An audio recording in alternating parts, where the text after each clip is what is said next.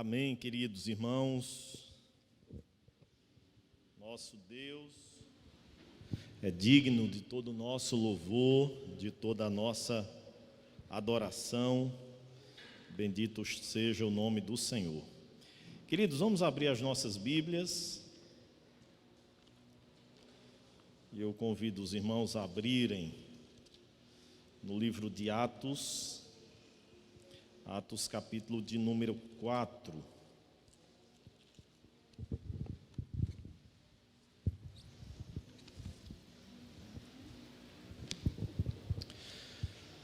Atos, capítulo de número 4.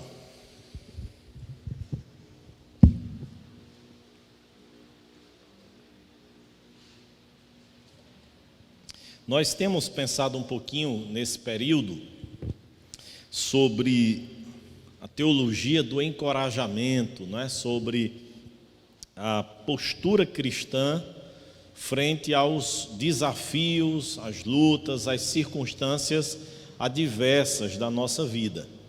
E hoje eu quero brevemente, porque o tempo não nos permite nos prolongarmos muito, mas eu quero olhar um exemplo de um líder, de um homem dedicado, abnegado em prol da obra e do reino de Deus. E isso está conectado ao tema da questão do encorajamento, mas ao mesmo tempo também se faz oportuno para que a gente reflita num dia como hoje, em que nos propomos a escolher líderes, pessoas que estarão desempenhando a função de presbítero, pessoas que estarão desempenhando a função de diáconos. Então, Atos capítulo de número 4, Atos capítulo de número 4, a partir do versículo de número 32.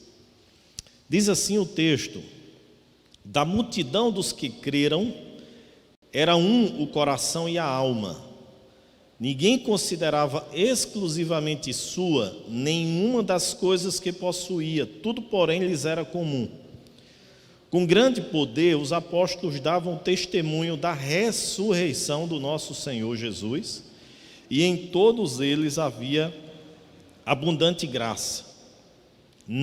Pois nenhum necessitado havia entre eles, porquanto os que possuíam casas e terras, vendendo-as, traziam os valores correspondentes e depositavam aos pés dos apóstolos. Então se distribuía a qualquer um à medida que alguém tinha necessidade.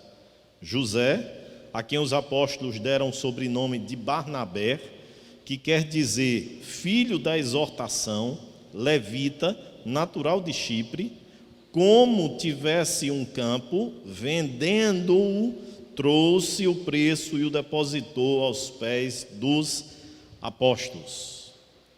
Queridos, a gente percebe nesse texto qual era o sentimento que havia entre os cristãos no primeiro século. É interessante notar o equívoco, de que esse sistema político de governar um país ou uma nação do socialismo, de que ninguém pode ter propriedade privada, tudo é de todos, e aí muitas vezes querem citar e se referir a textos como esses, mas a gente precisa interpretar o texto levando em consideração o seu contexto. Aqui, quando aqueles cristãos primeiros, eles vendiam suas casas, eles vendiam suas propriedades, seus bens, e entregavam os apóstolos para que houvesse uma assistência mútua. O contexto aqui é de oposição, de perseguição, de contrariedade por parte do império àqueles que seguiam o nome de Cristo Jesus. E, consequentemente, a expectativa de um regresso imediato de Cristo. Então, a perspectiva daqueles cristãos era de total desapego das coisas materiais, porque havia uma expectativa da volta, do regresso iminente do Senhor Jesus. Mas o princípio aqui nos estabelece, até porque a gente precisa lembrar e quem já fez aqui o curso de hermenêutica, de interpretação bíblica, sabe muito bem disso. Cada livro, embora seja escritura, embora seja palavra de Deus, cada livro precisa ser interpretado à luz do seu conteúdo literário, à luz da sua classificação literária. E no livro de Atos nós encontramos a classificação de um livro o quê? Histórico, onde o propósito é relatar, é descrever e não normatizar. Normatizar são as cartas de Paulo. São normas, são princípios, são verdades, são práticas que realmente devem ser estabelecidas. Não só as cartas de Paulo, mas as cartas gerais, enfim. O que nós temos em Atos é desprezível de modo nenhum. Mas nós devemos olhar para Atos, assim como nós olhamos para os livros históricos do Antigo Testamento, e lemos e vemos os relatos que existem lá, no sentido de obtenção de princípios, que são naturalmente aplicados na nossa vida. Qual é o princípio básico que nós podemos extrair desse texto? O princípio é de generosidade, é de abnegação mútua, é de vencer a barreira do egoísmo, de pensar só em nós mesmos e, consequentemente, pensar um pouco mais no outro. De modo que hoje esse mesmo princípio pode e deve ser praticado e vivenciado pela igreja. Como? Quando aqueles que têm mais recursos, eles ajudam aqueles que têm menos recursos. Quando alguém está a sofrer e padecer necessidades, aqueles que têm um pouco mais partilham e ajudam, de forma que essas necessidades do nosso irmão, da nossa irmã, naturalmente sejam supridas. Esse é o princípio básico que nós podemos naturalmente extrair e obter aqui do texto bíblico. Mas o que nós percebemos também, queridos, é essa liberalidade que havia nos primeiros cristãos. Eles não tinham aquele apego às coisas materiais, até porque havia uma expectativa de um retorno iminente de Jesus. Algo que deve estar ausente da igreja hoje? Não. Eis a razão pela qual nós nos apegamos tanto às coisas materiais e terrenas. É porque nós nos esquecemos de que a vinda de Jesus, ela é repentina. É uma das características da vinda de Jesus. Quando a gente estuda sobre a vinda de Cristo, a gente entende que ela é gloriosa, é pessoal, é física, é visível, mas ela é repentina, inesperada. Nós não podemos fincar o nosso olhar nesta vida, nessa terra, pensando que Jesus voltará só daqui a 100 anos, daqui a 200 anos, quando a gente até morrer, partir. Porque nós não sabemos. Nós não sabemos. Jesus pode vir agora, Jesus pode vir amanhã. Eis a razão pela qual o presente nosso deve ser vivenciar a vida como se Jesus voltasse a qualquer momento. Isso nos faz desapegar as coisas materiais, as coisas terrenas, entendê-las que Deus nos concede, que Deus nos abençoa, de que Deus nos dá, mas entender que essas coisas que Deus nos dá é para o suprimento momentâneo de nossas necessidades, para a glória do nome dEle e para abençoar o nosso próximo, para abençoar o nosso irmão, para abençoar o nosso semelhante. E a gente precisa fazer isso com a consciência de que tudo que Deus nos dá, ou de que tudo que nós temos veio das mãos de Deus. A gente não pode, queridos irmãos, em momento algum, querer usurpar aquilo que é de Deus. E usurpar o que é de Deus é querer achar que a riqueza, os bens, o que a gente constrói materialmente é fruto apenas do nosso trabalho, da nossa dedicação, do nosso empenho, é fruto da bênção de Deus. Quando a gente diz, eu vou lutar pelo meu ganha-pão, a gente precisa entender que esse ganha-pão vem das mãos de Deus, é dado por Deus, é concedido por Deus, abrindo porta de trabalho, nos dando capacidade para desempenhar uma função, inteligência, habilidade para o exercício de outra atividade. Mas é dado por Deus. Nada veio das nossas mãos, tudo vem das mãos do nosso Deus, é concedido pelo nosso Deus e é bênção do nosso Deus. E aí, queridos, eu quero olhar especialmente para a figura de Barnabé. Percebam que o texto vai descrevendo, à medida que alguém ia tendo necessidade, os irmãos vendiam suas propriedades e bens, depositavam ali aos pés dos apóstolos, para que esses gerenciassem um princípio aí do dízimo. O dízimo e a nossa oferta não é para ser administrado por nós mesmos, mas para ser administrado por quem? Pela igreja. Princípio lá do Velho Testamento, princípio também do Novo Testamento. Era a liderança da igreja quem geria, quem administrava, quem cuidava da questão financeira administrativa da igreja. Então, esse é um ponto também importante para que a gente possa naturalmente levar em consideração. Mas o texto nos diz que José, a quem os apóstolos deram o sobrenome de quem? De Barnabé, que quer dizer filho da exortação. Irmãos, lembram que domingo passado eu destaquei isso aqui? A gente pensa que encorajamento é a pessoa dizer aquilo que a gente quer ouvir. Isso não é encorajamento. Encorajamento é a pessoa ouvir aquilo que precisa, ou dizer à pessoa aquilo que ela precisa ouvir. E nem sempre aquilo que nós precisamos ouvir é aquilo naturalmente que massageia o nosso eu, o nosso ego. Aquilo que nós precisamos ouvir é naturalmente, e quando isso naturalmente vem de alguém, né, fundamentado, firmado na palavra do nosso Deus, e nos traz palavras de acordo com a palavra de Deus, com a Escritura Sagrada. Hoje à noite a gente vai meditar um pouco sobre isso, estudando Colossenses capítulo 4, onde Paulo diz que as nossas palavras devem ser sempre temperadas com sal. Em Efésios, Paulo diz que as nossas palavras devem transmitir graça. Devem transmitir graça, ou seja, as nossas palavras ditas aos outros têm que estar de acordo com a palavra de Deus. E resta-nos, não é? Como servos de Deus, submissão à palavra do Senhor. Há um ponto, irmãos, que é importante a gente destacar, e o ponto é: quando é a palavra de Deus que nos é dita, seja na boca de quem for, a gente tem que silenciar. Quando é uma opinião, quando é uma preferência, quando é uma ideia de outra pessoa, muito bem, a gente não tem comprometimento com isso.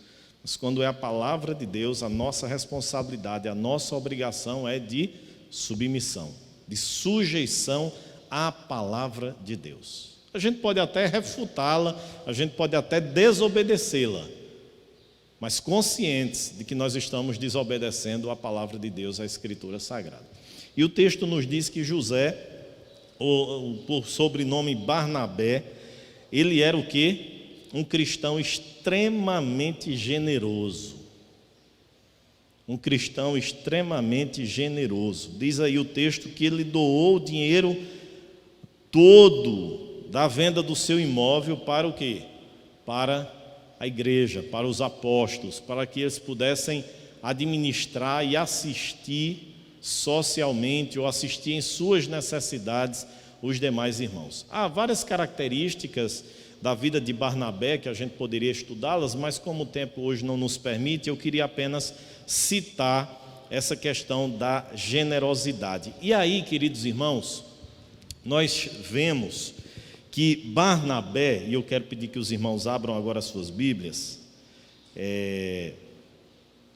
na carta de Tiago, porque Barnabé vai fazer aquilo que comprova, que manifesta a nossa união com Cristo, o nosso relacionamento com Cristo, não é? A gente está estudando a carta de Colossenses, nessa parte final, né, capítulo 3 e 4, e a gente tem percebido que Paulo está justamente tratando sobre a evidência de estarmos conectados e unidos a Cristo. Porque, queridos, palavras não são suficientes para que o testemunho de Cristo na nossa vida seja evidenciado. É bem verdade que o outro lado também não pode ser assim dito. Eu disse aqui já algumas vezes aos irmãos, né? Tem pessoas que atribuem até Francisco de Assis, né? Que Francisco de Assis disse, viva, se possível, pregue. Equívoco, Francisco de Assis nunca disse isso, né? E nem o Evangelho tem esse princípio. O Evangelho tem um princípio: viva, mas também faça o quê? Pregue. Porque a fé vem pelo quê? Pelo ouvir. E o ouvir o quê? A palavra de Deus. E aí eu gosto da expressão de John Piper, quando ele diz que da mesma forma que a fé vem pelo ouvir a palavra de Deus, a fé se ausenta quando não o quê? Ouvimos a palavra de Deus. Interessante essa expressão do Piper, porque ele faz essa conexão. Do mesmo jeito que a fé vem pelo ouvir a palavra de Deus, a fé se ausenta por não ouvir a palavra de Deus. E o que é ouvir a palavra de Deus, irmãos? É só na igreja? Não, é quando lemos a Bíblia em casa, é quando ouvimos a Bíblia em casa, é quando chegamos aqui na igreja e ouvimos a pregação, a palavra de Deus, é quando nós estamos no nosso carro e ouvimos uma música que fala da palavra de Deus, porque a palavra de Deus ela pode ser o quê? Ela deve ser musicada. E o livro dos Salmos está aí para mostrar que a palavra de Deus e a música faz parte do povo de Deus. Música alegre, festiva, faz parte da história do povo de Deus. Agora, música onde há a palavra de Deus. Por isso que eu particularmente, e a IPB não defende salmodia exclusiva, no sentido de que só canta na igreja salmos metrificados. Podemos cantá-los, não há nenhum problema em cantar os salmos metrificados, se porventura a gente assim quiser fazê-lo. Mas nós podemos cantar os cânticos congregacionais, os cânticos chamados espirituais, que eu não sei se a gente poderia fazer essa distinção, desde que eles sejam louvores, exaltações ao nome do nosso Deus. Quem é mais antigo aqui, né, Roberto? Lembra disso, né, Toinha? A gente usava o termo corinho. A gente começou a usar o termo cânticos mais recentemente. Mas antigamente eram os corinhos. Vou chamar aqui o pessoal do louvor que vai cantar uns corinhos. Aí quando você olha os corinhos do passado, como eram os corinhos do passado? Há único que é digno de receber a glória e o louvor. Grande é o Senhor e muito digno de ser louvado. Em espírito e em verdade nós nascemos para adorar o Senhor. E assim sucessivamente. Aí os cânticos de hoje. Você é o objeto do amor de Deus, você é o centro, você é a figura mais importante, você nasceu para vencer, você não é cauda, você tem que ser cabeça, quem te humilhou vai depois estar humilhado e você por cima. Isso é cântico, irmãos? Isso é louvor ao Senhor? Não, é antropocentrismo, é louvor ao homem. É colocar o homem no centro, no lugar que não lhe é devido, porque no culto o lugar que é devido é a Deus, é a Cristo. É por essa razão que nós temos um culto cristocêntrico. Cristo é o centro. O culto não deve ser preparado para o homem, o culto deve ser preparado para quem? Para Deus. A gente não chega à igreja para que o culto nos agrade. A gente chega à igreja para que o culto agrade a Deus, para ofertar o nosso culto a Deus. De modo que ao sairmos e ao terminarmos um culto, nós devemos sempre fazer aquela pergunta: será que Deus se agradou do meu culto? E não o contrário. Eu hoje não gostei do culto. Eu hoje não gostei da pregação. Por que você não gostou do culto? É você que tem que gostar ou é Deus que tem que gostar? Pregação, ela tem que ser fiel à palavra ou ela tem que satisfazer o seu ego, o seu coração? Essas coisas, irmãos, que a gente precisa refletir para que a nossa boca não transmita e não fale palavras levianas e tolas, mas para que a gente tenha princípios bíblicos, reais na nossa vida. E José, Barnabé, que a gente vai ver a citação desse personagem várias vezes no Novo Testamento, aqui no livro de Atos, nas cartas do apóstolo Paulo. Esse é o mesmo Barnabé. Lembram daquele Barnabé que Paulo teve um problema, uma briga? Não é? Porque no reino de Deus também tem isso. Tem discussão, tem desentendimento. Quem pensa que a igreja primitiva era um mar de rosas, que não tinha ninguém que divergia, ninguém que fazia? Não era, não.